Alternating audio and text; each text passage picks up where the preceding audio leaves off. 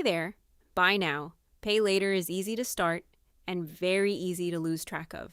4 plans across 3 platforms, and suddenly you genuinely don't know what's leaving your account this month?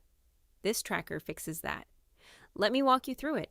The dashboard is the number you actually want, total outstanding across everything, how many active plans you have, your next payment due, what's due this month, your total monthly commitment, and a risk level. Active plans is the master list: retailer, category, platform, purchase date, total amount, how many installments and how many you've paid, the payment amount, next due date, frequency, whether it's on auto pay, and your remaining balance. The payment calendar lays those due dates out in a month view so you can see the weeks where 3 payments land together before they land.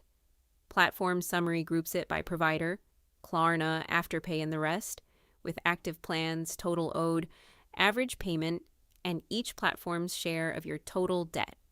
The late fee tracker is the honest one. Every missed date, how many days late, the fee, any additional penalty, and the true total cost of that purchase. Spending analysis puts it against your take-home pay, which is the comparison that makes the picture clear.